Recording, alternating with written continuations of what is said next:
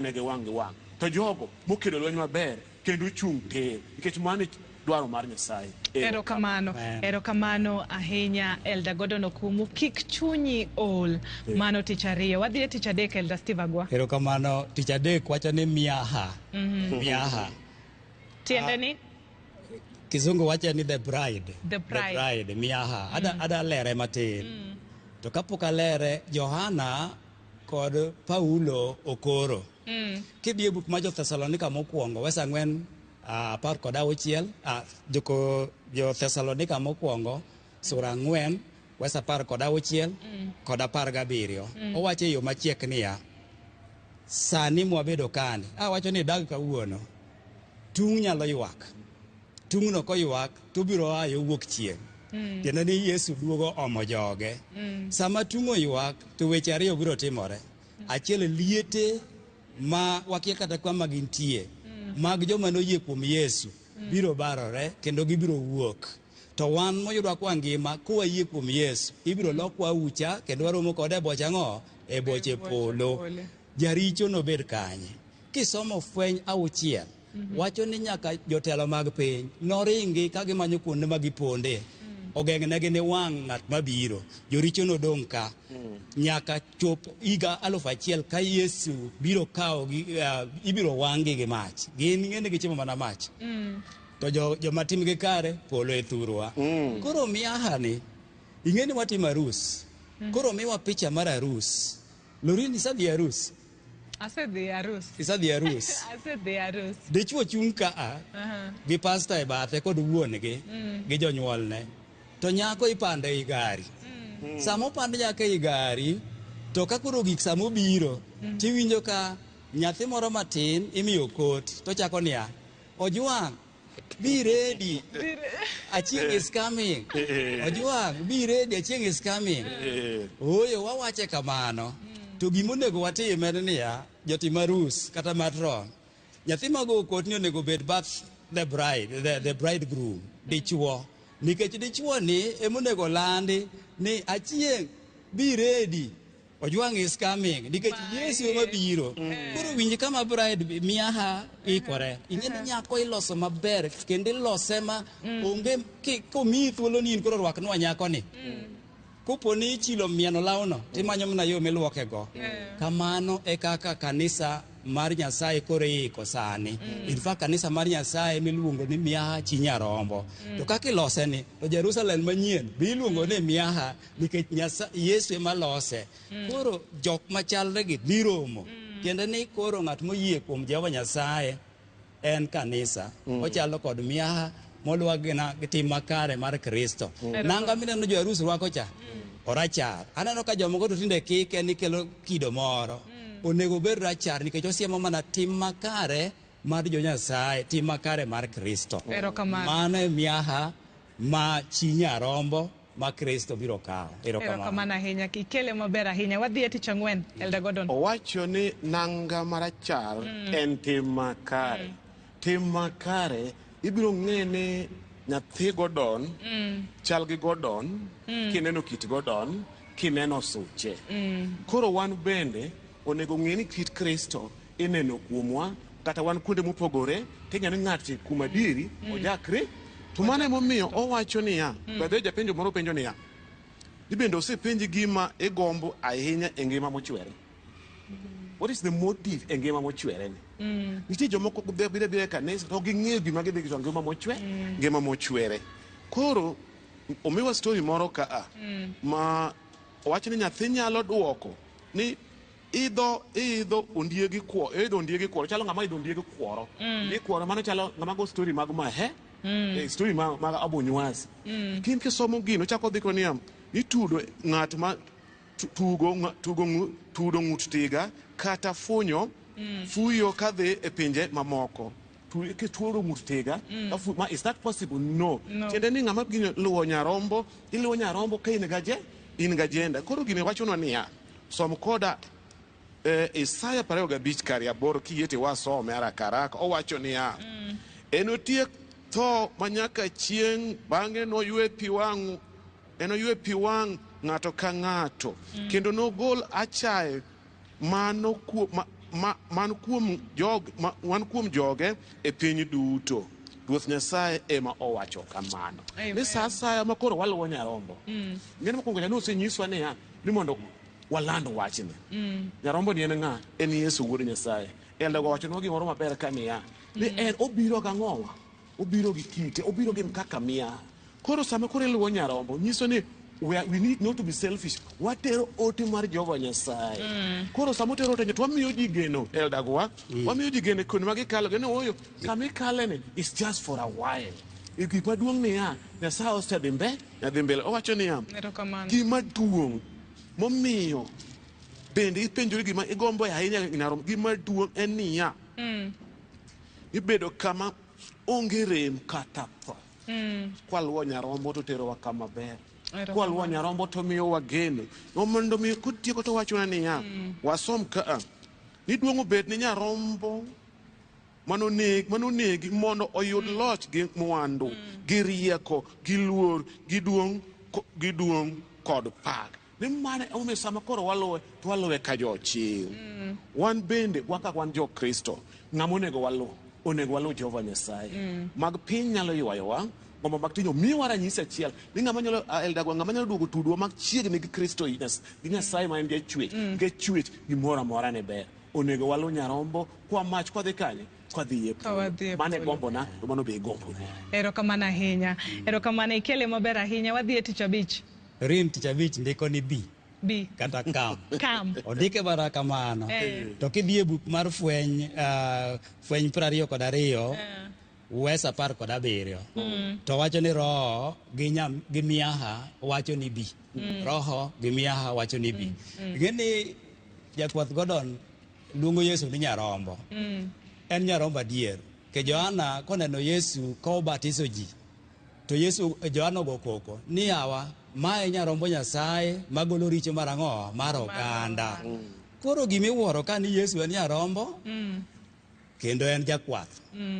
Koro luwo Nyarombo kendo luwo jakwath. Koro Yesu achiel ma Nyarombo ni tiende no waro ji gi rembe manochwere msalaba kendo en jakwath ma bende telo ne ji mondo ng'e wach mar adier.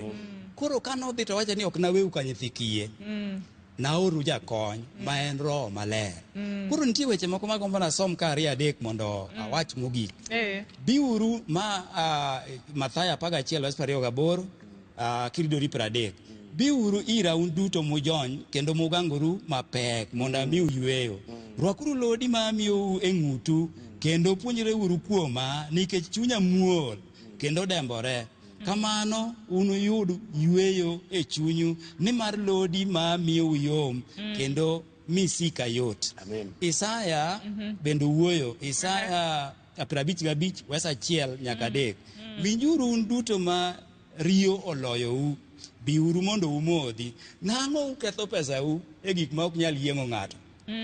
Winjo gima Isaya penjo. Ang'o mamiyo uketho pesau e gik ma ok nyal yieng'o ng'ato? Things that cannot satisfy. Kaeto Johana tieke gi 6 Wes 44. Onge ng'ama nyalo biro ira mak mana ka wuoro mane ora ema okele kendo anachiere chieng' giko. Ya wach ni ber. Tiende ni ka roho ing'e ni ok bigi koko. Roho ok bigi vuvuzela. Roho ng'isi mana ni yo midak go ni nyarwegi to ok ber. Yesu dwari kendo notho ni e msalaba. Dwol mayom no kiwinjo iresori nikech Yesu wacho ni ng'ano eto nochiere e ndalo giko. Koro penj moro ata penjo ga ne roho to koro luongo. Ang'o mamiyo iyie nyathi Nyasaye itho e richo? Nikech mato mar nono en iyude nono, ngima mochwere yudo nono ema wawuoyo kuome ka. Omiyo roho tugo e chunywa kinde ka kinde kogolowa e richo mondo wadhi ir Kristo mondo wayud ngima mochwere. Nikech Yesu osingo ni anachiere e chieng' giko. Ing'eni Lorin ng'ato kotho kawuono ike mana piny ka. Onge ng'ama kotho to dhi e polo. Onge ng'ama nwang'e dhi e polo ne en Elija gi joma nokwano dhi e polo enoka gini. Danda modong nyaka Daudi ndiko wacho ni liende ni mane pinywa ka. Kanotho kogeno kuom Kristo to Yesu osingo ni anachiere e chieng' giko. Erokamano ahinya. Elder Gordon, wach mogik? Wach mogik en ni kuma diere Kristo chiegni duogo. Onya duogo sa asaya, tung' nyalo ywak, to tudruok na gi Nyasaye to chalo nade. Anete mag piny kata dwaro mag piny kik golwa.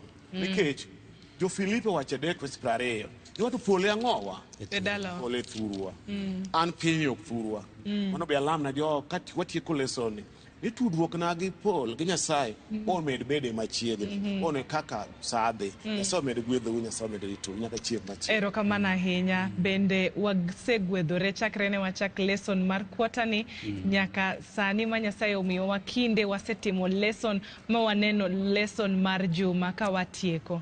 Erokamano ahinya Elder Gordon gi Elder Steve upuonjowa maber ahinya. Nyasaye mondo gwedhu. Erokamano ahinya Elder Steve Agwan namba nigi nyingi.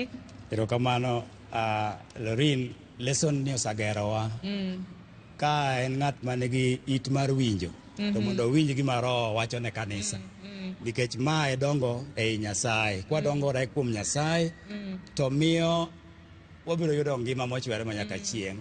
Jawinjo kata janeno nyinga iluongo ni Steve Agwa, Dialo Steve Agwa. Namba na mar simu en 0702 854 009. To ka idwa nena wang' gi wang' tinena mana Ramogi ka kata iwuotha nyaka Kariobangi men wabiro romo. Warwaki. Erokamano ahinya Elder Steve Agwa. Katieko kodi Elder Gordon kitiekonwa gi lemo.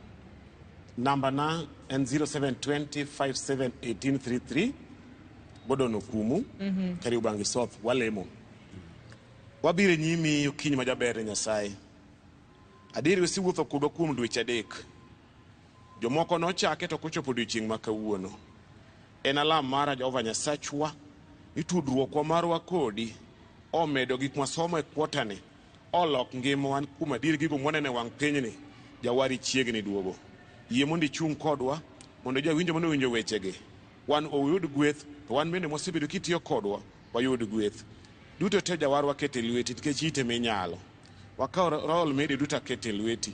Jata chenro Lorin duto kete lweti. Nyasacha jawar ka chieng' mori duk kechi wacho ni biro duogo. Waruto wawach ni wairuodho wasebedo kwarito.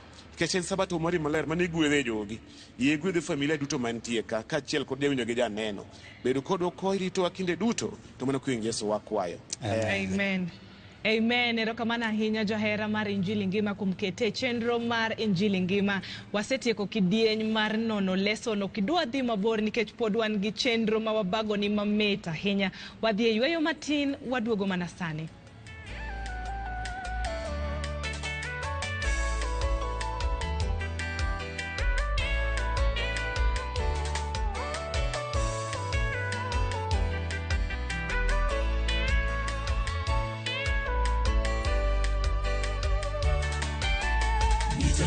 Yesu kwa raha hata kwenye shida sikia kamwe sitanyamaza sina sababu ya kukaa kimya aliyotenda ni mengi na anayotenda ni makubwa atakayoyatenda ni siri yake langu ni kuamini tu nitamkiri Yesu kwa raha hata kwenye shida sikia kamwe sitanyamaza sina sababu ya kukaa kimya aliyotenda ni mengi na anayotenda ni makubwa atakayoyatenda ni siri yake langu ni kuamini tu amini moyo wangu tulia umtumaini yetu Bwana wa wote wenye mwili ana historia ya kushindwa katika vita ni jemedari wangu mwenye jani mkate wa uzima walipona mana wakanywa maji ya mwamba jangwani Bwana ni wa rehema amini moyo wangu tulia umtumaini wenye mwili ana historia ya kushindwa katika vita ni jemedari wangu mwenye jani mkate wa uzima walipona mana wakanywa maji ya mwamba jangwani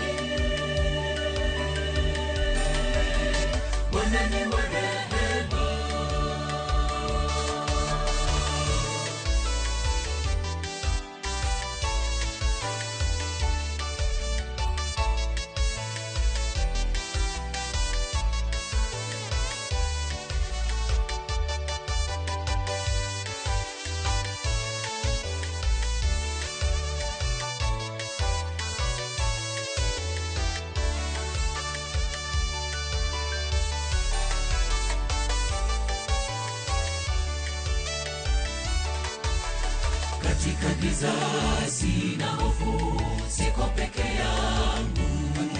Japo sikutambua alinipenda tangu hapo mwanzo, sina mashaka moyoni, Bwana akiwa upande wangu. Aliyonipangia ni mambo mema, langu ni kuamini tu. Katika giza sina hofu, siko peke yangu. Japo sikutambua alinipenda tangu hapo mwanzo, sina mashaka moyoni, Bwana akiwa upande wangu. Aliyonipangia ni mambo mema, langu ni kuamini tu. Amini moyo wangu, tulia, kumtumaini yeye tu. Ni Bwana wa wote wenye mwili, hana historia ya kushindwa. Katika vita ni jemedari wangu, wenye jani ya mkate wa uzima. Walikula mana, wakanywa maji ya mwamba jangwani. Bwana ni wa rehema, amini moyo wangu, tulia, kumtumaini yeye tu. Ni Bwana wa wote wenye mwili, hana historia ya kushindwa. Katika vita ni jemedari wangu, wenye jani ya mkate wa uzima. Walikula mana, wakanywa maji ya mwamba jangwani. Bwana ni wa rehema, amini moyo wangu, tulia, kumtumaini yeye tu. Ni Bwana wa wote wenye mwili, hana historia ya kushindwa. Katika vita ni jemedari wangu, wenye jani ya mkate wa uzima. Walikula mana, wakanywa maji ya mwamba jangwani. Bwana ni wa rehema, amini moyo wangu, tulia, kumtumaini yeye tu. Ni Bwana wa wote wenye mwili, hana historia ya kushindwa. Katika vita ni jemedari wangu, wenye jani ya mkate wa uzima. Walikula mana, wakanywa maji ya mwamba jangwani. Bwana ni wa rehema.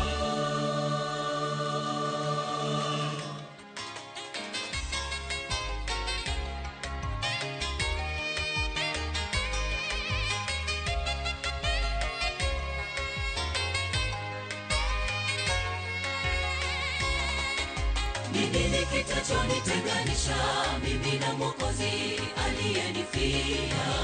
Usiku mchana yeye yuko pale pale, halali hachoki, ni kwa ajili yangu. Upendo wake wa ajabu kwangu mimi, chukua vyote, niachie Yesu. Ni nini kitachonitenganisha mimi na Mwokozi aliyenifia? Usiku mchana yeye yuko pale pale, halali hachoki, ni kwa ajili yangu. Upendo wake wa ajabu kwangu mimi, chukua vyote, niachie Yesu. Kama ni pesa basi vyote bure, niachie Yesu. Shida, dhiki na majanga sina hofu, Yesu yuko nami. Mabondeni, milimani, kwenye shida na raha, kweli anipenda, anijali, niachie Yesu tu. Kama ni pesa basi vyote bure, niachie Yesu. Shida, dhiki na majanga sina hofu, Yesu yuko nami. Mabondeni, milimani, kwenye shida na raha, kweli anipenda, anijali, niachie Yesu tu.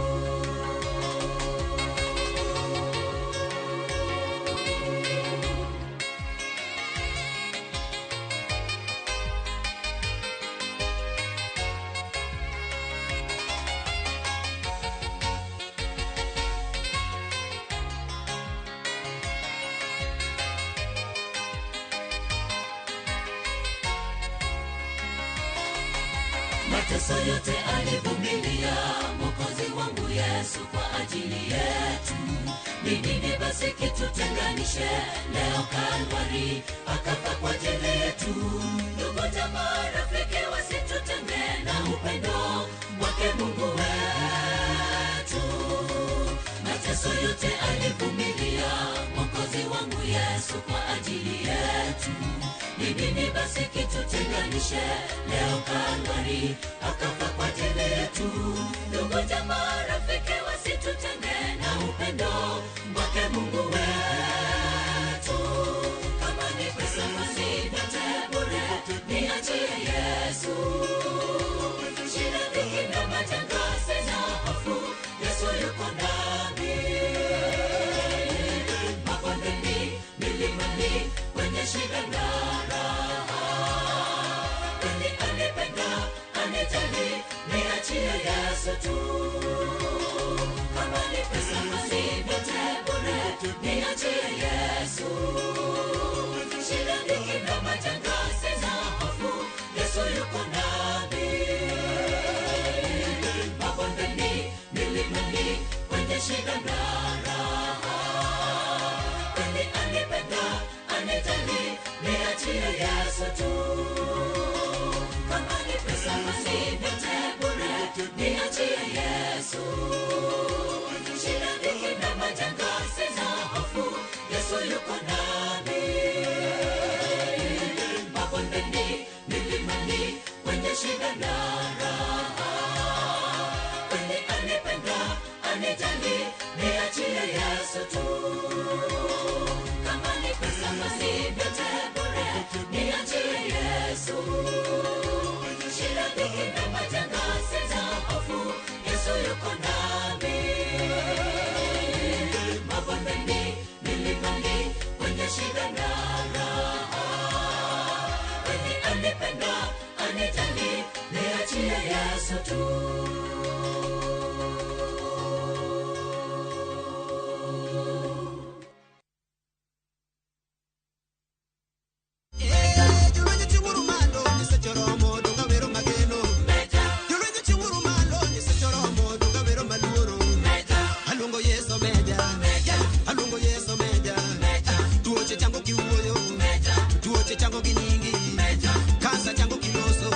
Mondi yudu wendwa mari Yesu meja kaka skiza tune mari di star 860 star 416 hash.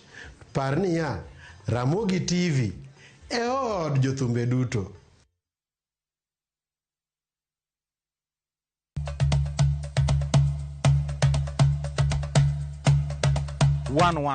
chenro malero kitwa gi timbewa kod puonjo dholuo. Sani upuza ni uluongwa na mabuda. Koro mwan mabuda ni girieko mwan koro mathin man koro maru ng'eng'no. Ema osokelo nu sida. Wasewuotho mar kelo ni juok ogandawa kod ber magisekelo e ngima onagi. Dayo ne puonjo nyathi manyako kosechope ode. Puonje kaka onego oriti family mare. Rikoda an James Rabala Kwasera Jambu owarga chien. 111 Jumapil saa 12:30 odhiambo.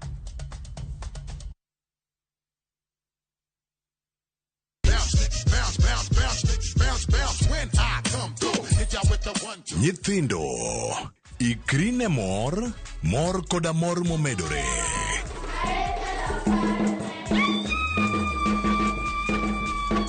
Nwang'o osiepe manyien, puonjri gik manyien. Duogo piny. Manyiso ni step mag dinosaur wasetieko. Koro wadhi biro e tree 1. Juma ka juma, gik matimore kae medo bedo mabeyo moloyo. Miel, sairi, loso gi lwedo, wer, fashion show, tedo kod mang'eny mamoko.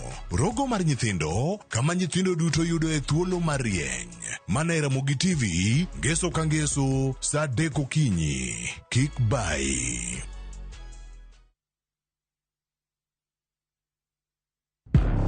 Hera, andhoga, adiera. Naye kodi. Nokang'eni ni nyalo timre marich kamae. Ich lach ok duong' dhot, obiro donjo to kao. Nyaka sani pod inikia gimoro amora mantiere pacha. Hera miyo ng'ato bedo gi teko mar timo gimoro, kendo nyalo lokore pap mar lweny. Odni opong'o mana hawi marach lilo. Makruok gi ng'ato nigi nengo mare. Ing'eyo gimarach kodi en ni onge ng'ata piny kama da bedo gi wat kodi. Oromoniti.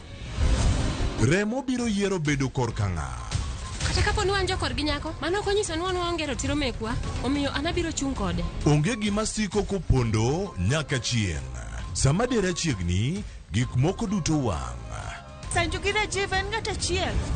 Wae donga wache dier. Parineti. Wuok tich nyaka ngeso. Saa 2:15 otieno.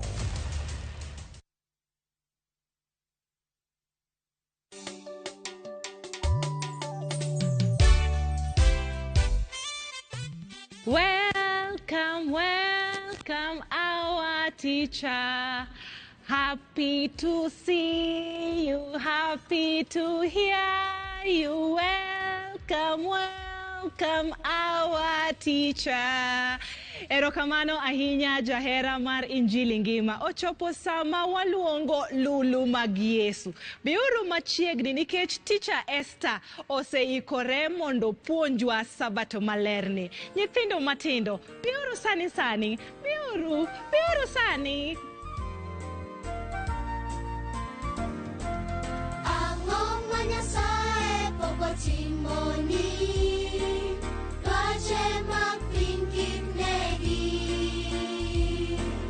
Gone Nyasaye erokamano kuom gimoro amora mosetimoni. Ang'oma Nyasaye pok otimoni, dwache mag piny kik negi. Gone Nyasaye erokamano kuom gimoro amora mosetimoni. Erokamano Babana kuom gik moko duto mitimo e ngimana, nikech niwacho ng'ama ogeno kuomi en jahawi. Erokamano Babana kuom gik moko duto mitimo e ngimana, nikech niwacho ng'ama ogeno kuomi en jahawi.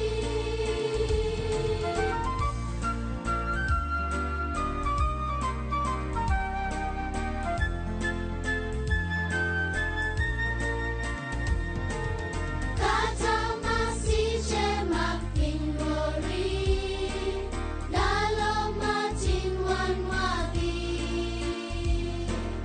Chunya opong' gi mor chutho, kaparo dala mar Nyasachwa.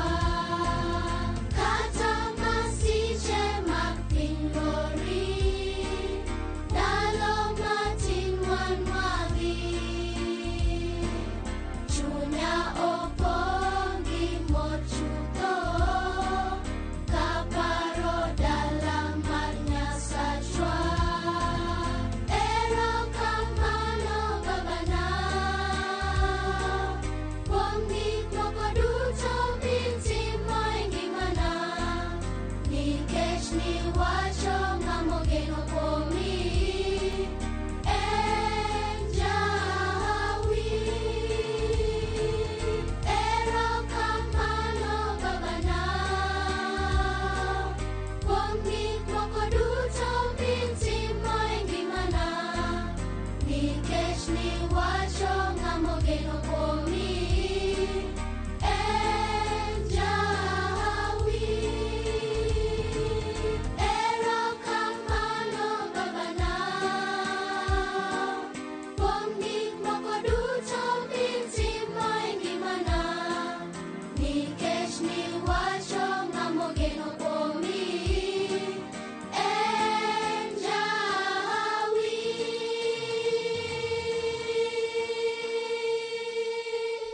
Yesu oluongo jopuonjrene mokwongo. Sigana wawuok e buk mar Luka 5 matindo 1 nyaka 11. Nyithindo, be usegatimo gimoro matek ma otamou? Siganawa ma kawuono en mar jolupo mane otiyo otieno mangima to ok omako gimoro. Chik uru itu mondo uwinj gima notimore. Chieng' moro achiel, Yesu nochung' e bath nam Genezareth. Oganda mathoth nosudo machiegni mondo giwinj wach Nyasaye. Ji nomedo bedo mathoth. Noneno yiedhi 2 e dho wath mane owe gi jolupo mane luoko tondegi. Achiel kuom jolupo ne en Simon Peter. Yesu noidho achiel kuom yiedhigo mane en mar Simon, mi nokwaye ni mondo ochwale e nam matin. Eka nobet piny mi nochako puonjo oganda kae en e yie. To kane osetieko wuoyo, nowacho ni Simon niya, "Kiew yie odhi e chuny nam mondo uchik tondeu omak rech." Nyithindo, be uwinjo ga jonyuolu gi jopuonjeu kata obedo ni ok ung'eyo gima ginyisou? Nodwoke niya, "Ruoth, nende watiyo matek otieno tulu, to ne ok wamako gimoro. To ka in ema iwacho kamano, to abiro chiko tonde." Kane gitimo kamano, ne gimako rech mang'eny ahinya. Simon nofwayo ne jowetegi mondo obi okonygi. Jogo nobiro mopong'o yiedhi 2 go duto gi rech. Wow! Mano en hono maduong'. Simon nogoyo chonge piny mowacho niya, "Yie iweya Ruoth nikech an jaricho." To Yesu nowacho ne Simon niya, "Kik ibed maluor, chakre kawuono kar ywayo rech, to ji ema ibiro bedo kiywayo." Ne giweyo gik moko duto mi giluwo Yesu.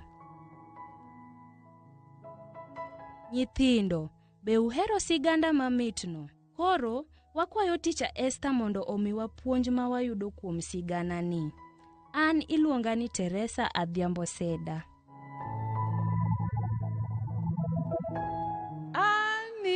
Anipenda ni kweli, Mungu anena hili, sisi wake watoto, kutulinda si zito. Yesu Mwokozi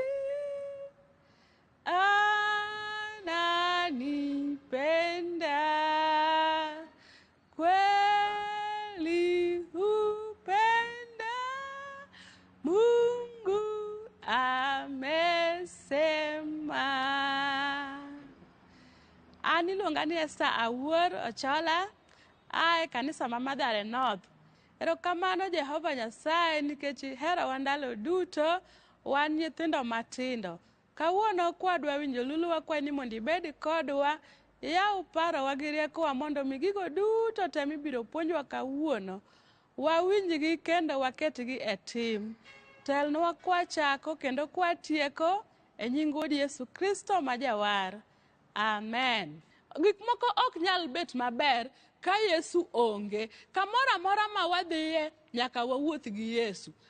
Gimoro amora ma watimo nyaka watim gang'owa, nyaka watim gi ng'awa, nyaka wakwong Yesu mbele, nikech en e wuon chakruok to kendo en e wuon giko. Obiro miyowa nyaka mwa onge godo. Kwakwayo e nyinge to Yesu no biro miyowa nikech ober ndalo duto. To obiro miyowa mana ka watimo kaka otimo ang'owa, ka watimo kaka odwaro. Konyisowa ni mondo watim kama, to watim kamano. To kokwerowa ni mano rach, inyathi matin, kik itim kamano, kitimo kamano tibiro hinyori, kik itim. To konyisi ni itim kamae, mondo mi iyud pinyruodh polo, to tim kamano, nikech Nyasaye no ene mober seche duto, ene moritowa wan nyithindo matindo. Ka wan kode, waonge kod chandruok, waonge kod midekre moro amora. Ka midekre obiro, to walamalama Nyasaye. To ka Nyasaye onyisowa ni wabeduru joma beyo, watimuru kama, to watimo. Omiyo seche duto, kwasiko kuom Yesu, to weche duto ma wan godo e mbelewa, e weche duto ma ok dhi kare, Nyasaye biro losonwa kendo wabiro yudo teko, wabiro yudo ng'wono ndalo duto nikech Nyasaye ber seche duto kendo mano e kit Nyasaye. Onge gimoro amora matek matimo Nyasaye. Koro watemuru wabed nyithindo mabecho seche te, kik wabed nyithindo majonjore. Kineno ka ng'ato dhini marach, kwere ni Yesu owacho kama, to kaka Yesu owachono e kaka watim ang'owa, e kaka watim. Nyasaye mondo otelnwa duto. Kwatieko, achaka nuoyo nyinga, an nawacho ni iluonga ni Esther Awuor Ochola, e kanisa mar Adwen mar Mathare North. Nyasaye mondo otelnwa ndalo duto. Nambana mar simu en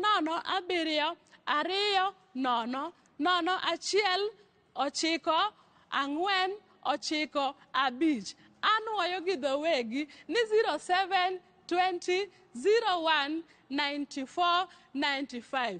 Nyasaye ema mondo otelnwa ndalo duto, to wapar mondo watim kaka Yesu owacho. Walemo. Erokamano Jehova Nyasaye nikech ber mosiko manyaka chieng'. Ijiwowa odiochieng' ma kawuono ni watim mana kaka Yesu owacho. To ka watimo mopogore, to weche bende dhi pogore. Koro wakwayi ni mondo imiwa teko, imiwa rieko, titimnwa ng'wono ndalo duto, mondo mi gigo duto ma Yesu owacho modhi makare Jehova Nyasaye, mondo mi wan bende watim, mondo mi ngimawa obed kare, kwarito duogi mar ariyo. Erokamano kuom telonwa ndalo duto, wakwayi ni mondo iritwa e sabato mari ni mangima nyaka kendo ang' odiochieng' podhi, nikech in miber seche duto.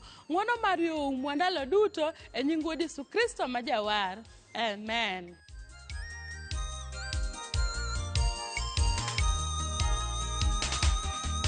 Ahadi za Bwana ni haki na tena ni kweli, hazibadiliki kamwe. Alivyopanga Mungu ndivyo inavyotendeka. Iwe jema au baya kwako, shukuru Mungu utukuze. Hakuna jambo chini ya jua Mungu asilojua linalotendeka. Hakuna jambo chini ya jua Mungu asilojua linalotendeka. Ahadi za Bwana ni haki na tena ni kweli, hazibadiliki kamwe. Alivyopanga Mungu ndivyo inavyotendeka. Iwe jema au baya kwako, shukuru Mungu utukuze. Hakuna jambo chini ya jua Mungu asilojua linalotendeka. Hakuna jambo chini ya jua Mungu asilojua linalotendeka. Kila mara tunapanga kama wanadamu, na mwisho ajabu ni kinyume. Tunalapo tunawaza ya kwamba tutatenda hili na lile, ni ajabu tunipata vinywa wazi, kumbe jibu ni kwa Yehova. Tukabidhi mambo yote kwake Yesu. Kila mara tunapanga kama wanadamu, na mwisho ajabu ni kinyume. Tunalapo tunawaza ya kwamba tutatenda hili na lile, ni ajabu tunipata vinywa wazi, kumbe jibu ni kwa Yehova. Tukabidhi mambo yote kwake Yesu.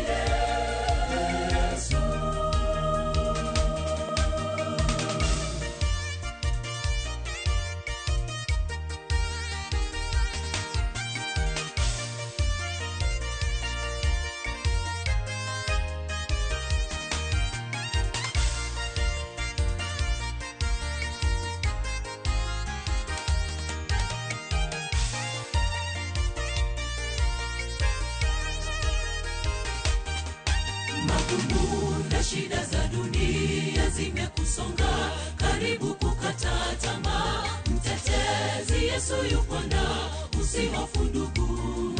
Majaribu huja kwetu haswa kupima imani, tunapoyashinda kuna taji ya uzima Bwana ameshatuahidi siku ikaribu. Kuna taji ya uzima Bwana ameshatuahidi siku ikaribu.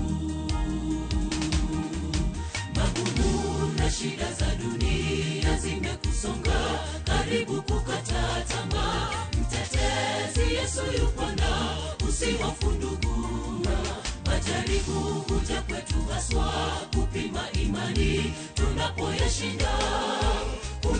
taji ya uzima Bwana ameshatuahidi siku ikaribu. Kuna taji ya uzima Bwana ameshatuahidi siku ikaribu.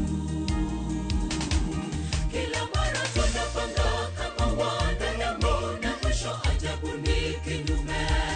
Tunalako tunawaza ya kwamba tutatenda hili na lile, bila jibu twajipata vinywa wazi, kumbe jibu ni kwa Yehova.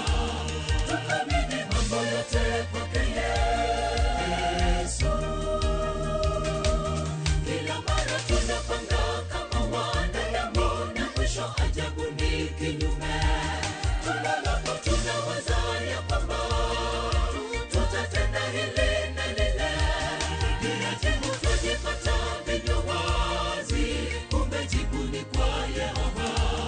Tukabidhi mambo yote kwake Yesu. Kila mara tunapanga kama wanadamu na mwisho ajabu ni kinyume. Tunalako tunawaza ya kwamba tutatenda hili na lile, bila jibu twajipata vinywa wazi, kumbe jibu ni kwa Yehova. Tukabidhi mambo yote kwake Yesu. Kila mara tunapanga kama wanadamu na mwisho ajabu ni kinyume. Tunalako tunawaza ya kwamba tutatenda hili na lile, bila jibu twajipata vinywa wazi, kumbe jibu ni kwa Yehova. Tukabidhi mambo yote kwake Yesu. Kila mara tunapanga kama wanadamu na mwisho ajabu ni kinyume. Tunalako tunawaza ya kwamba tutatenda hili na lile, bila jibu twajipata vinywa wazi, kumbe jibu ni kwa Yehova. Tukabidhi mambo yote kwake Yesu.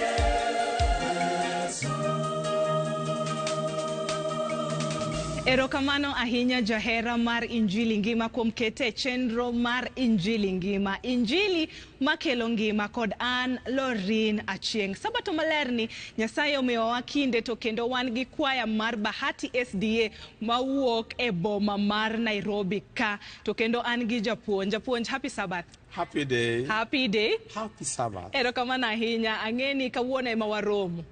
To un kwaya ma iluongo unade? Wan iluongo ni Bahati SDA Church, kwaya mawuok Nairobi, under Shauri Moyo District. Erokamano, jok makiai, nyingi en ng'a? Nyinga iluongo ni George Odhiambo Wagumba. George Odhiambo Wagumba. Ing'eni joka Wagumba tang'eyo? Yes. An achiel kuomgi. Erokamano ahinya, amor kuom neni. Erokamano, to ka wachako kodi, in kanisa, ileme kanisa mar Bahati. Kamano. Dala kucho? Dala lemo kama iluongo ni Lieta Kabunde SDA Church. Man buo Got Kokelo Station. Erokamano. District. Erokamano ahinya. Kanisa to en Bahati SDA Church Nairobi. Yes. Nikech wan gi Bahati moro ma apani wuok na Rodi kucho. Koro ma mar Nairobi. Mama Nairobi ka. Erokamano ahinya, amor kodu nikech uwer. Mwalimu upango wer. To in ng'a Bahati ka? Bahati SDA Church. Bahati SDA ka igani.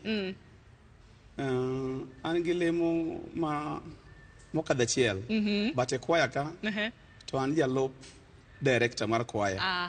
Director mar kwaya e wan go ka. Nagombo mondo ting' bade ofuanu. Director fuanwa. Director. Erokamano. Wi maraboran. Kasto kendo bende seche moko bayudo kan japuonj wer. To japuonj wer makoro tayowa mang'ongo. Iluongo ni mwalimu Philip Obote. Be wan go ka. Japuonj fuane e chokruok. Erokamano. Erokamano ahinya. Amor kodu ahinya. Kwaya ma Bahati ni. Ang'eni Bahati en kanisa manene. Nuchakoru karang'o? Kwaya ma Bahati ochakore chon. Wanyalo tere chien nyaka higa mar 1999. Nikech Shauri Moyo is your mother church, en kanisa machon sana. Shauri Moyo monyuolowa.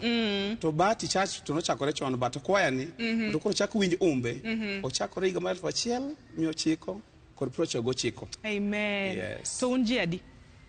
Kwaya ni wan ji 102. 102. Yes. Jokwaya. Mago jok mondike buk. Molemonegi mondo tine Yesu e yor wer higa mar 2026. 102. Okunya bet ji 102 to uonge midhiero. Midhiero mage muyudo? Midhiero dhuro nyathiwa. Kaka wan joka dhano. Midhiero olo ji. Midhiero mage muyudo kaka joka Bahati? Church choir. Midhiero namba 1. King'iyo waka ok wan 102. No land de ji obi. Gibiro mamagi. Moyiso ni moko samoro gideko, samoro jamo makogi, samoro ng'ato bode kadeka gigige ni motinade otimo kien. Mano midhiero namba di. Ok bi yudo jokwaya gi seche moko kidwaro mondo iti kodgi malong'o. Mondo yudo gi ji 102. Seche moko bedo ang'owa? Bedo matek. Mano midhiero achiel kuom midhiero motinade. Moyudo kang'owa kaka jokwaya. Yes. Erokamano ahinya. Mar ariyo, midhiero mar ariyo, in kaka kiongozi. Yes. Ing'egi maber. Be kik iluorgi. Ang'o kendo ma gitimoni? Jokwaya sani koro gendisore kata samoro midhiero machando be ji kae en yor yuto nyathiwa. Yuto ni seche moko be bago jokwaya miyo seche moko nyaka kata gombo mondo wabi wawer dalau. So bedo gi shida mang'eny motinade mondo wachopi. Koro grup maduong' kama nyaka yudi achiel moko bitinade malwetgi ok bi romre gang'owa gi jowadgi. Seche moko miyo tich mar Nyasaye modwa notimni tinade bedo matek matin. Kamano. Erokamano jo Bahati to wer kama to go wer. Un gi wenda di? Wende wan go nyathiwa. Tiyo na kwani gin wenda di. Wan gi wer luogwa mondo ne wende go. Erokamano ahinya. Ang'o maketo ji 102 pamoja? Ang'o maketo u kaka ji 102? Ing'eni unya bet group ma ji mang'eny makoro kaka ji penjre ni dala kacha yawa ji 102 gi. Kaka director, ang'o ma motivate kaka kwaya mar Bahati? Gimo miyo ji 102 gi wane winjruok achiel. Namba 1 en lemo. Grupu ni wan gi jok moko mowayiero mako ogwelo Yesu. Yesu winjogi. Kuro mano ne grup mora mora. But sana Batika wan gi jok moko ogwelo nying Yesu. Spiritual leaders. Yesu winjogi. Mane gimoriwa. Amen. Jogi mondiri wigi gi dhano modhuro. Timbe gi moko be ng'ato nigi timne mana wago thuro. Mo wuoge ode betinade. Ben go. Koro ikiro jogi galam to kinyal. Jogi waketo imaka galam omiyo tinade. Wariwore. Erokamano. Kaka kwaya mar Bahati. Ero wer ng'eny be ung'eny. Ang'o kendo mutimo apart from werne? Injili tugoyo mar wer. Ang'o kendo mutimo? Jokwaya mar Bahati. Wende gi ok wawer ne wabedo go e kanisa ka. Wende gi oluongwa mondo wawergi mondo waywa chunje mamoko man ok motinade mondo odonje ang'owa odonje kanisa. Chieng' moro kibiro Bahatiwa tipenja ni jadi modonje kanisa ka nikech wer. Ibiro ka almost 3/4 mag jok malemo Bahati obiro nikech ang'owa wer. Manyiso ni wawere iye ka to wadhi timo injili oko, wadhi e crusades, wadhi e kiche, to waywa ji tinade to biro to donjo to bedo kodgi e imani ang'owa achiel. Koro tijwa ok tich were kanisa, watimo crusades bang'owa bende oko. Erokamano ahinya. Amor ahinya kuom wach ma isewachono. Tang'eni nitie jok mani oko kacho mandi gomb ni support group mar Bahati ni. Wanya support unade? Kendo support no kono ma wadwaro saidi. Chien kacha nasa yizi chandruok mar ang'owa mar jokwaya. Seche moko yor ang'owa yor pesa, yor yuto. Wan gi projects mang'eny ma jokwaya notim. E higa ni wan gi crusade motelo gi jokwaya. Kanye? Wan gi crusade Bahati. Bahati grounds. Jokwaya mtinade amotelo ne crusades. Tichadi? Ochakore 30th. 13th. mar dwe montieni en for 2 weeks ka ng'ato nyalo choro lwete mondo crusade mar Nyasaye nade odhi mbele duago erokamano. Aya giko mar higa ka November 11 kacha wadhi bedo gi mega launch wadhi bedo go mar kwaya ni mondo koro piny te omed ng'eyo kendo omed yudo injili mokang'owa kuom Bahati. Ka dipo nitie ng'ato moro ma chunye nyalo gombo mondo lwete ochorre e tich Nyasaye, jodalawa warwaki. Erokamano ahinya. Udhi kanye kiche? Kiche wadhi oluongwa Nakuru West. Yes. Udhi e boma ma Nakuru? Wadhi e boma ma Nakuru ema injili ni wadhi tere. Koro jo Nakuru te jo Bahati biro rito uru na erokamano. Nitie jok mawinjo wa madiher ni jo Bahati gi be odhi e kanisa gi crusade kiche kuma kuonde te ginya yudo ukanye. Bahati kidwa yudowa wan Bahati asewacho kaisa luongo ni Bahati SDA Church Nairobi under Shauri Moyo district. Pastor wa Kikuya Wilgo samoro nyalo go lai tich iluongo Francis Onchiri mane pastor motelo nang'oa motelo ne kwaya ni wane pastor Francis Onchiri amosi kamoro ma intie jadolo kwidwa yudo Bahati Shauri Moyo district Bahati SDA Church to e yor simu inyalo tiyo gi simba kechan achiel kuom jotelo 0711122535 kik yake zungu anya wacho gi dholuo 071211225 mano ichopo Bahati kende yudowa. Erokamano ahinya. Amor kodi kiongozi. Wach mogik jodalawa wameduru tiyo matek ni Nyasaye nikech ndalo dong' mathis to Yesu duogo.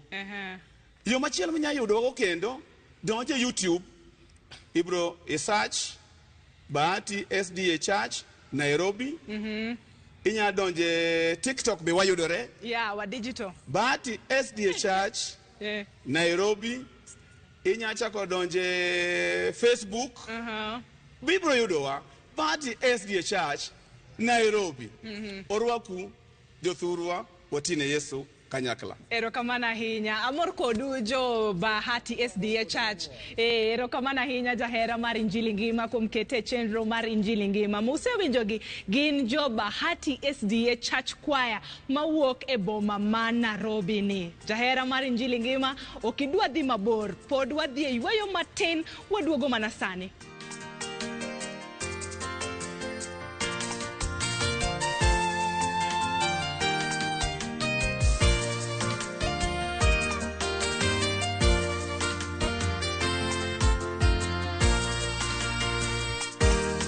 Yuko asiyechoka kwa ajili yako, akuwazia mema, anakutegemeza uwe imara.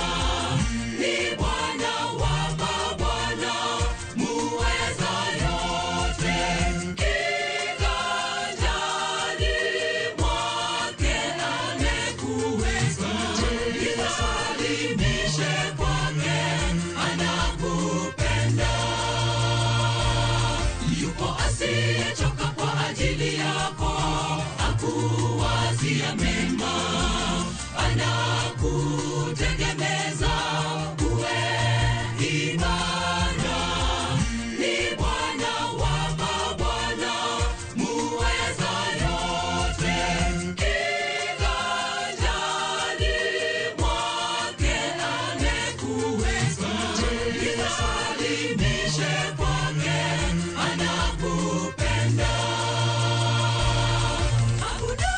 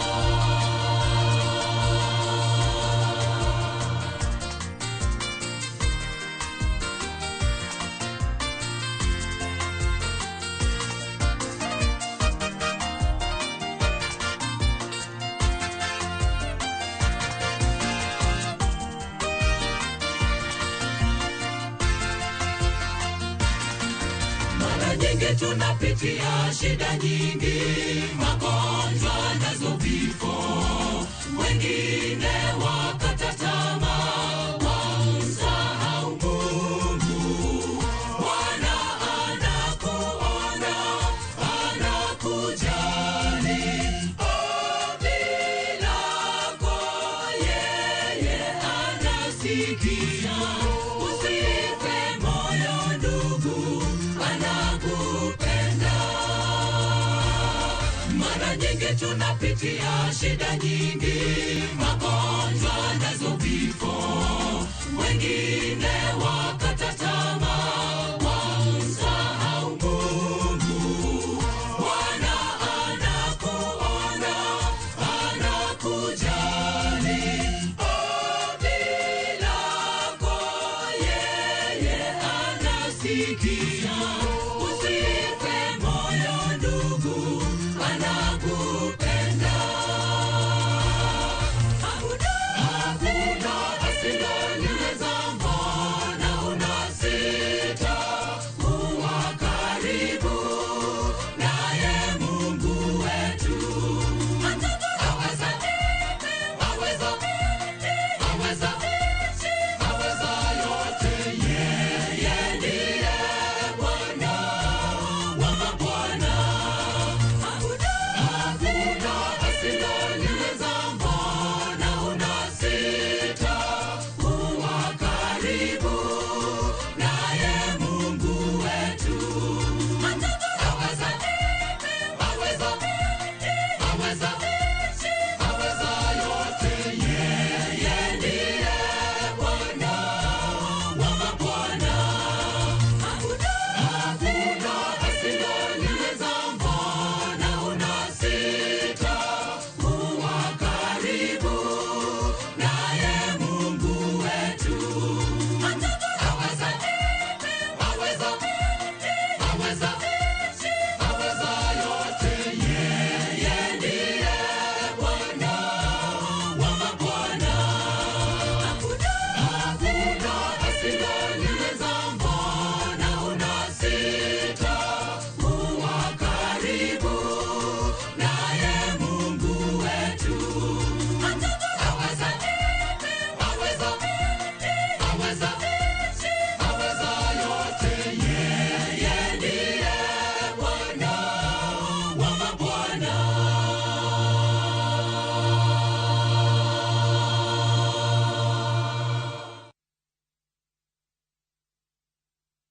Lembe sakanya, obonjo konda to nyumore. Tini lembe sakanya, obonjo konda to nyumore. Inya ni lembe sakanya, obonjo konda to nyumore. Aumodi oche gasidika, nagembo miye muminore. Mondo iyud thumni eki kaka skiza tune mari, idiyo star 860 star 417 hash. Ramogi TV e od jotumbe duto.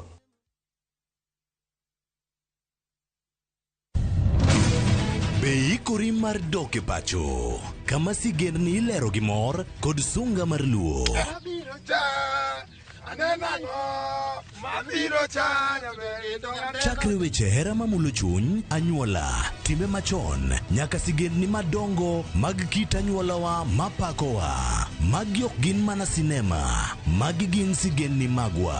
Ka ok mana chikni emomiyo koro sani wabedo kaka familia, kar nyamerwa dak kethore to wantie. Dhok ma wawacho, koko mag nyierowa, kit luo kod sigendniwa nenore ayanga. Logi lui! Winam Cinema, Jumapil ka Jumapil, saa 2 kod saa 4 mar otieno, mana e Ramogi TV.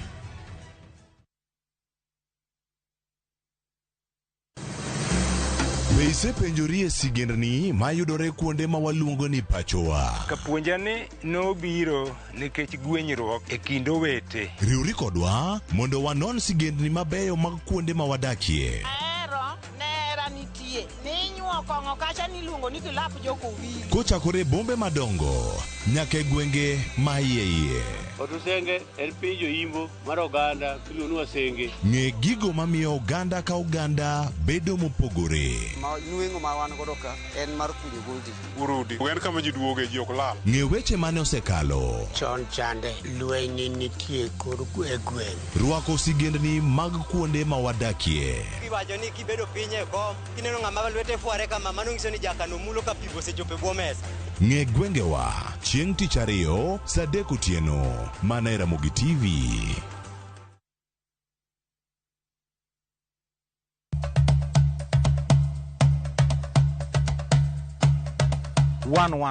Chenro malero kitwa gi timbewa kod puonjo dholuo. Sani upuza ni uluongo ni mabuda. Koro mwan mabuda ni girieko mwan koro mathin ma koro mar ng'eng'no.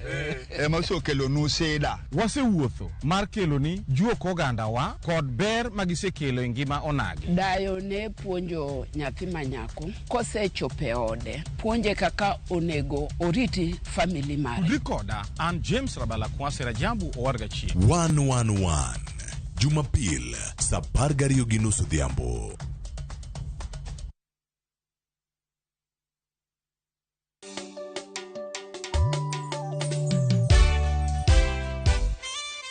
Erokamano ahinya jahera mar Injili Ngima kuom kete chenro mar Injili Ngima. Injili makelo ngima kod an Lorin Achieng. Sud machiegni mondo wawinjane wach Nyasaye. Jayalo Charles Otieno oseikonwa samon mamit ahinya. Sud machiegni.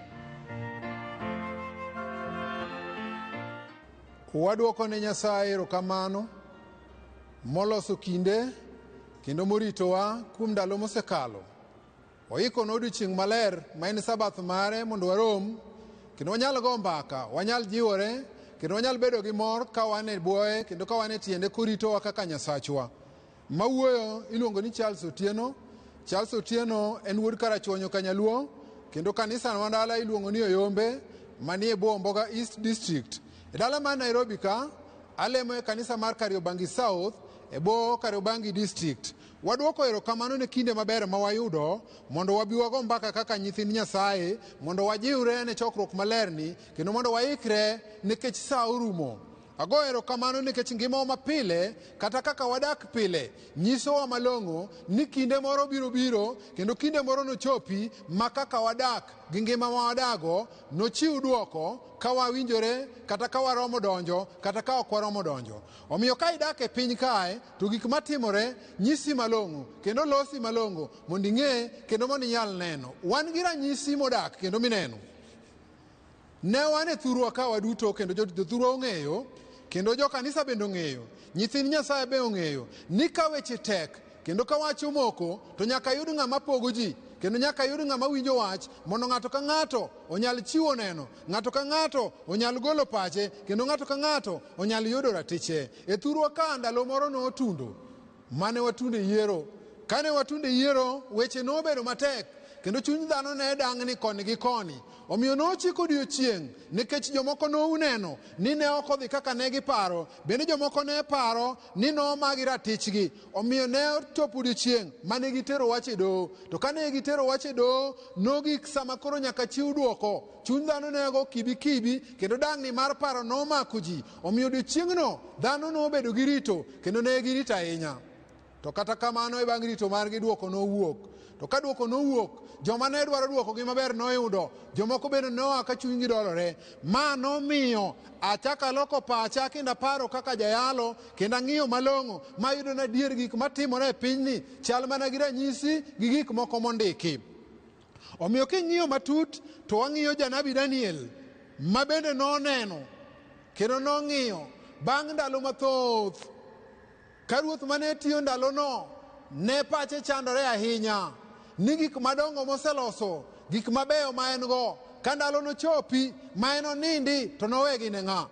Omiyo gini nothago pache kendo ka nothago pache to wagone Nyasaye erokamano matiyo gi jok ma ok ong'eye mondo piny mangima ong'eye ni ne nitie janabi Daniel manoyudo thuolo mondo nyal nyiso ruoth gik mabiro timore. Ni to bang' ma Daniel janabi bende en bende wachni nothage to kapod noparo ahinya to noneno wach moro. wach manoneno ni emwadwa wuoye. Ka thuon mar wach mar wuoye wacho niya, lok pachi nikech sa orumo. Lok pachi nikech sa orumo. Walem. Wasebiro kaka wan Nyasaye. Kendo ka ok ine miwuoyo kodwa, to kamoro sa biro ng'adowa oko. Yiero mari wuo kodwa mondo lok pachwa nikech sa orumo. Wachako winjo wachni, telnwa nyaka watieki e nying Yesu ma Jawarwa. Wadhi somo e buk mar Daniel 7, wesne 9 kod 10. Kendo ndiko wacho malong'o kama. Ndiko mar Nyasaye wacho niya, kane oyudo pod ang'icho, kombe mag loch ne oket kanyo. Eka ng'at moro machon manyaka nene ne obet e kom achiel. Lepe ne tar kape, kendo yie wiye ne chalo gi yie wi rombo marachar tir. Kendo kome ne en mana mach maliel, kendo ne en gi tiende motimo mach mosiko kaliel aliela. Wes 10. Mach nodhuolore kanyo mana ka aora mamol. Ne nitie ji gana gi gana kanyo matiyone, kendo ji tara gi tara nochung' e nyime. Wach ma janabi Daniel noneno en wach manenore ratiro, ni ka noneno bang' neno sigand piny, bang' ruoth mane rito piny mane ok ong'e Nyasaye, Nyasaye fwenyore ne mogolo chik kowacho niya, ni ji duto mondo lam Nyasachi Daniel. To Daniel kang'iyo to neno, kendo wacho ni ji obedo, to neno ka kom duong' oketi, kendo neno ka bura ochopo. Tiende niya, ndalo nochopi ma pinyni nong'adne bura, ndalo nochopi moganda Nyasaye nong'adnegi bura, ndalo nochopi ma ng'ato ang'ata manosewinjo wach Nyasaye to tamore chiwo lokore nong'adne bura. Omiyo Daniel wuoyo kawacho niya, oneno ka kombe oketi, kendo neno ka bura idwa yal. To wach maonge ka ma Daniel ok owacho ni okinde madhi chung' ka yalo ok owachonwa. Kendo wach machielo ma ok owachonwa en niya, jal ma keso mako modonjne bende ok owachonwa. Kare ma tiende ang'o? Omiyo kowasomo ndiko, ubiro yie koda ni weche Nyasaye te wach moro amora madhi gi wach mar konyruok mar ngimawa makiny ondike muma. Owacho niya, ok omiyowa ng'at madhi yalo, kendo ok omiyowa ng'at modonjne. Omiyo kaka jo Nyasaye, kaka jok mibiro ng'adnegi bura,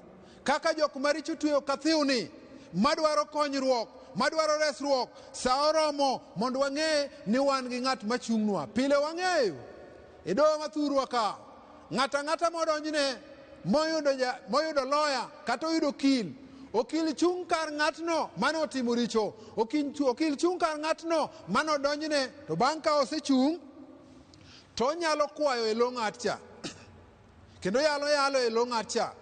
Gimoro amora ma ng'at cha nyalo dwaro, onyalo chung' kar ng'ano.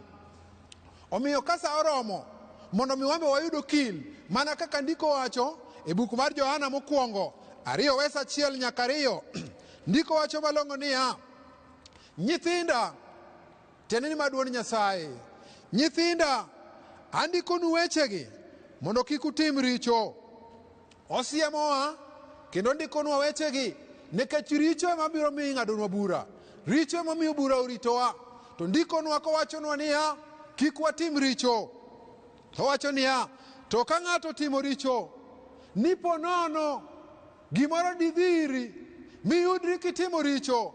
Ondiko kowacho ni to ponono ka ng'ato timo richo, owacho kama, to wan gi jakony masayonwa wuoro, en Yesu Kristo jal makare. Wach mamora e wachni, kendo wach majiwa e wachni, ni buro chopo to kare an go okil ma an go ni en jal manotho ne richona, okil ma an go ni en jal manotho ne richoni, okil ma an go ni en Yesu Kristo kende janeno mar adiera. Omiyo waseyudo ka wan go okil e bura ma Daniel noneno koketi, okil osebedo Yesu. To kare ng'atno modonjne, ng'at modonjne nyithi Nyasaye ma samoro gimoro timo modhi odonje richo, to e richone ni oyudo okil ma en Yesu, kendo oyudo okil manotho nikech en, kendo oyudo okil moluoke gi rembe maler modoko ng'at makare. Kasto dhi mbele kowacho kama, en misango magolo richowa Yesu Kristo, to ok richowa kende ema ogolo, to ogolo koda ka richo mag piny duto. Wach maber en niya, bura koketi to ket ne piny duto, to bura koketi to ket ne nyithind Nyasaye duto, bura koketi to ketne jogo modak e piny. To kendo wach maber ni niya, Yesu nosebiro mondo tho ne richowa, omiyo osebedonwa okil kata obedo nodonjnwa. To gima nitiere ka kendo mwang'eyo ni ka Yesu osebedonwa okil, to wach moro kendo biro ka ni namba jok modonjnegi samoro pok oromo. Samoro wanyalo neno ni sa odeko, samoro wanyalo neno ni sa pok oromo, to kamoro Nyasaye rito mana ng'at moro achiel kende ma pok owinjo wachni mondo owinj wachni. Emomiyo wachonwa niya, samoro namba mar jok midwaro ema pok oromo, nikech pod warito ng'at modonjne, to kendo pod warito janeno mare. To kendo wachonwa niya, mana kaka wang'eyo doho mathurwa ka, ng'ata ng'ata modonjne e doho mathurwa ka, sama idhi tim kes mare, nyaka jaj kuong donji, nyaka ng'ano kuong donji, ma jowinjo donji, ma ji duto donji, koka jaj biro donjo. Omiwa thuolo mondo walokre kapok jaj odonjo e od bura. Omiwa thuolo mondo walokre kapok sa orumo. Winji nyathi Nyasaye, awachoni ni walokre nikech sa orumo.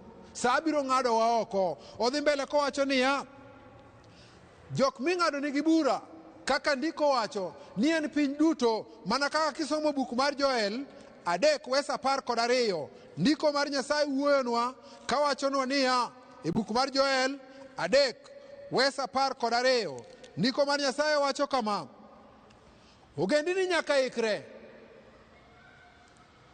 mondo obi e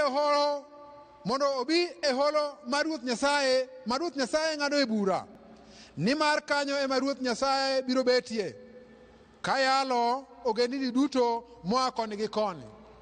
Kare wach manitie ni ogendini duto idhi yal, ok odewore kuonde ma giaye. Adier mar wach en ni ogendini duto idhi yal, kendo kare en wach madieri ni oganda midhi yalgi nyaka bed kong'eyo ni sa orumo, to sa morumo ni nyaka gilokre, nyaka gilok chunygi mondo gisud machiegni gi Nyasaye. Mana kaka wacho niya, kiyalo ogendini duto tiyalo gi yo machalo nade. Wan e buk mar Tich Joote 17:31 mandiko wachonwa malong'o kamae niya, nimar oseketo odiechieng', sa biro, oseketo odiechieng' ma obiro miyo ng'ato moseyiero ng'ado e bura gadiera. Owacho, nimar oseketo odiechieng' ma obiro miyo ng'at moyiero ng'ado e bura gadiera. Bende osenyiso ji duto malong'o ni obiro timo kamano kuom chiero ng'atno kuom jomotho. Jawinjo, Nyasaye oseketo odiechieng', sano ema ok wang'eyo. Adier mar wach ni sa biro, kendo adier mar wach en ni biro ng'adnwa bura. Kiti chalo nade jakristo? Kiti chalo nade osiepna? Kita chalo nade? Nikech bura biro mbele. Bura ni noyuda kure? Noyala nade? Omiyo Nyasaye ok chiwo kinde kowacho noketo odiechieng' ma en ong'adne piny ni bura. Buchi nochal nade? To mara nochal nade? Odhi mbele kowacho niya, jonabi nokoro wachni. Kendo ndalo ma Daniel ne neno e gigi, ka wasomo to waweni tugo, ndalo mane owuoye, ndalo ma wadake tinende, kendo ndalo mane owuoye, ndalo ma wadake sani. To kane oneno wachni, to ne gikoro kuom wachni. Omiyo sano ogo osetundo. Bang' ndalo matin kende, bang' mae Johana noneno, nikech piny nosekethore. To ka piny nokethore, to Johana oneno kendo ndiko e buk mar Fweny 14:6 kowacho niya, Fweny 14:6 ondiko kowacho niya, eka naneno malaika moro ka huyo e kor polo. Ne en gi wach maber mochwere mondo land ni joma odak e piny. Nolando wachno ni pinje duto gi dhoudi duto, kendo ne joma wacho dhok duto kod ogendini duto. Nokok matek niya, luoruru Ruoth Nyasaye kendo miyeuru duong', nikech sa mong'ado e bura osechopo. Lamuru Jal manochweyo polo gi piny, kaachiel gi nam kod sokni. Johana oneno ka ndalono sudo machiegni, to jiwi to jiwa dhano modak kowacho niya, walam Ruoth Nyasaye nikech sama Nyasaye ng'ado e bura osechopo. Kendo wacho malong'o niya, mondo walokre nikech sama ing'ado e bura osechopo. jawinjo, janeno, jakristo, ang'o momiyo ing'adonwa bura? Ing'adonwa bura nang'o? Janabi Isaya neno wachni, nikech kiwuoye malaika, samoro inyalo lito neno malaika ka huye kor polo, to ok ing'eyo ni wach miyalo kokale weche giget mag tudruok, kakale nyakalondo, kata kakale wang' jowi, kata kakale wach mondiki, mae ote miwuoye, mae ote ma Nyasaye wuoye, nikech duond Nyasaye matiyo kokalo kuom wach mondiki kojiwowa ni sa otundo ma mondo walame Nyasaye, nikech kinde mong'ado e bura osechopo. Janabi Isaya ondiko kong'iyo piny mos, Nyasaye ong'iyo piny mos, oneno ka dhano mane ochweyo kohero, dhano mane okete piny, dhano momiyo gimoro amora madwaro oloko pache. Ondikonwa e buk mar Isaya 24 wesa 6 kowacho niya, mano emomiyo kuong biro muonyo piny, ma emomiyo kuong biro muonyo piny, nikech gidagi rito chike mi giketho muma mochwere. Mano emomiyo kuong biro muonyo piny, kendo joma odak iye none chandruok nikech richogi. Bende ginilal nono, mak mana ji manok kende ema nodong'. Joma nok manodong' nobed jogo moyie lokore nikech sa odong' matin. Owacho ni jok modak e piny oketho piny. Nyithi Nyasaye kawuono kung'iyo kakuneno, pogo ng'at maduong' gi ng'at matin tek, nikech joma dongo kawo timbe joma tindo, joma tindo kawo timbe joma dongo, mi piny odhi mokikore. Ng'eyo ng'at malong'o en otamore ng'ere kawuono. Ng'eyo jalemo gi japiny tek, nikech timbe ma watimo, gik mwan gi ma mwadago, yore mwawuothe bor gi dwaro mar Jehova Nyasaye. Jehova wuoyo kodwa kowachonwa niya, waketho piny gi timbewa maricho. Kuoth opong'o piny moromo, timbe mitimo mag mudho ng'eny, kendo yore maricho ma dhano luwo ng'eny. Kawuono ji owe lamo Nyasaye, nikech malaika nokok kawacho niya, lamuru Ruoth Nyasaye kendo miye duong' nikech sa ochopo mar ng'ado bura. Kawuono ji olokore lamo nyithindegi, ji olokore lamo mwandu ma gin godo, ji olokore lamo gik madongo ma gin godo, ji olokore lamo dendgi ma gin godo. To Nyasaye wuoyonwa, Jehova Nyasaye wuoyonwa ka jiwowa kendo wacho niya, mondo walokre. Gimomiyo nyaka walokre en ma. Dhi koda e buk mar Mathayo 12, Mathayo 12 wes 36 ndiko wacho niya, 12 wes 36 ndiko wacho kama, awachonu ni chieng' bura ng'ato ka ng'ato nodwok wach. Chieng' bura, awachonu ni chieng' bura ng'ato ka ng'ato nodwok wach kuom weche manono duto mosewacho. Weche mowuok e dhoge, weche mowuok e dhogi ema nomi ilo bura, kata ema nomi bura loyi. Winji jalemo, kamidemori mosno, kamibede mosno, kama ji weni ng'ama long'ono, kamineno kiwuotho kiparo ni romono, kamineno kiparo ni ng'eyono, kama sombi oteri kamoro no, kama mwandu oromo fukoni no. Ndiko wacho niya, ikri king'eyo ni timni nong'adi ni bura, ikri king'eyo ni yoreni nong'adi ni bura, ikri king'eyo malong'o ni sa biro. Mae momiya jiwi, to an bende ajiwora kan nyisou nyithind Nyasaye ni sa orumo. Made wayie walok pachwa, mande wayie walok kitwa, mande wayie walok yorewa, mande wayie walok wuodhwa, mande walokre to wang'i msalap Yesu kama konyruok wuoke. Otieko kowacho niya, Johana noneno gini, nikech Jehova Nyasaye osewuoyo, kendo sani en e nyim wuoro kosayo. To kata obedo nosayo to dhano osebedo ng'ama toke tek. Ondiko kowacho niya e buk mar Fweny 22 wes 11, ondiko kowacho niya, 22 wes 11 buk mar Fweny. E buk mar Fweny 22 wes 11, ndiko mar Nyasaye ondikonwa malong'o kasiemowa kendo wuoyo kodwa mondo mi wanyal lokore, mondo mi wanyal winjo duonde, kendo mondo mi wanyal timo gigo ma Nyasaye dwaro, kendo mondo mi wanyal bedo jogo mowinjore kendo moikore timo gigo manyalo miyo wayud thuolo e pinyruoth Nyasaye. Owacho kama, bang' ka Jehova osesayo moromo, wuoyo gi dhano gi dwol minyalo winji, omiyo dhano kinde moromo, to wacho kama, Johana kachiko ite bang' winjo ote mokwongo, to winjo dwol moro, ka dwol ne wachone niya, we ng'at matimo richo dhi nyime. Kamitamori winjo wach Nyasaye no, osiepna dhi mbele gi chode. Kamitamori winjo wach Nyasaye no, osiepna dhi mbele gi kuo. Kamitamori winjo wach Nyasaye no, dhi mbele gi dhi kajuoke. Kamitamori winjo wach Nyasaye no, dhi mbele gi timo timbe ma ok ni kare. Ondiko kowacho ni wet ng'at matimo richo dhi nyime kod timo richo, kendo ng'at ma chunye ochido odhi nyime gi timbe mochido, to ng'at matimo tim makare bende odhi nyime gi timo tim makare, to ng'at maler odhi nyime gi bedo maler. Asa iwu osiepena kajiwou ni sa ochopo manyaka walokie chunywa kendo walokie pachwa, mondo ka Jehova Nyasaye duogo kendo koduogo ng'ado bura, to oyud ka wan thuolo, oyud ka waikore mondo wadhi cham gi keni moikonwa e nying Yesu ma Jawarwa. Walem, wapaki kendo wadendi Nyasaye maduong'.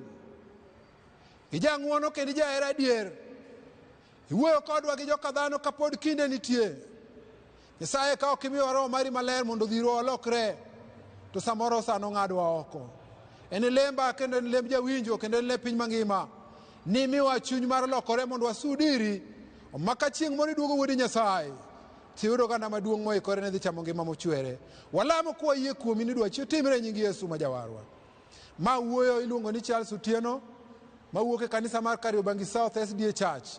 Number 90721 696 580 071 691 580. Nyasach kwe mondo bed kodu.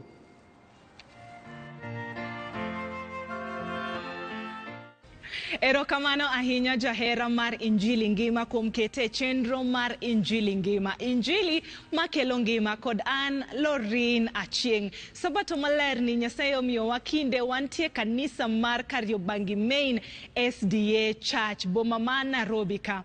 Erokamano ahinya jahera mar Injili ngima nikech isekete chenro are saa 1 okinyi nyaka sani sama watieke. Jahera mar Injili ngima adwa gone erokamano jayalo Charles Otieno kuom miyowa sermon okinyi ni. Kendo adwa gone Elder Gordon Okumu kod Elder Steve Agwa erokamano ahinya kuom miyowa nono lesson mar juma. Kendo jahera mar Injili ngima adwa gone Teacher Esther erokamano maduong' kuom kelonwa lulu mag Yesu. Jahera mar Injili ngima kendo adwa gone erokamano ahinya jo Bahati SDA Church Choir mawuok e boma ma Nairobi ka. Jahera mar Injili ngima nyaka warom sabato manyien kendo nyaka wapangre ka gi jo Bahati SDA. Happy Sabbath.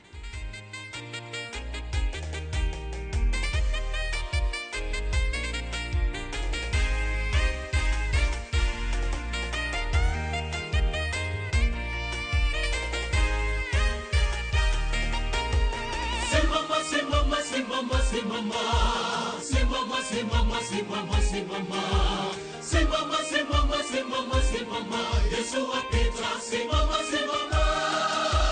Simama, simama, simama, simama. Simama, simama, simama, simama. Simama, simama, simama, simama. Yesu apita, simama, simama. Simama, simama, simama, simama. Simama, simama, simama, simama. Simama, simama, simama, simama. Yesu apita, simama, simama. Tazama yuaja na mwanapunda, shangwe, shangwe, shangwe na vigelegele, mavazi na matawi yatandazwa njiani, Yesu aingia Yerusalemu. Hosana, Hosana. Hosana, Hosana. Tazama yuaja na mwanapunda, shangwe, shangwe, shangwe na vigelegele, mavazi na matawi yatandazwa njiani, Yesu aingia Yerusalemu. Hosana, Hosana. Hosana, Hosana.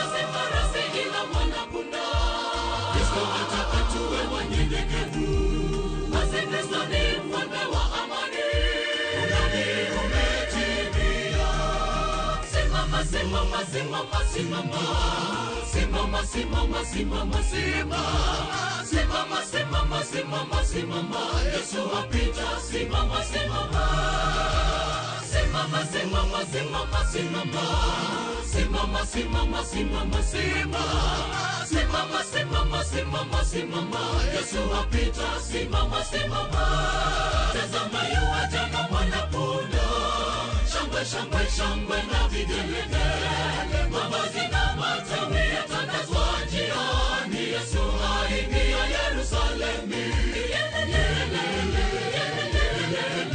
Hosana Hosana Hosana Hosana tazama yuaja na mwanapunda shangwe shangwe shangwe na vigelegele mavazi na matawi yatandazwa njiani Yesu aingia Yerusalemu Hosana Hosana Hosana Hosana tazama yuaja na mwanapunda shangwe shangwe shangwe na vigelegele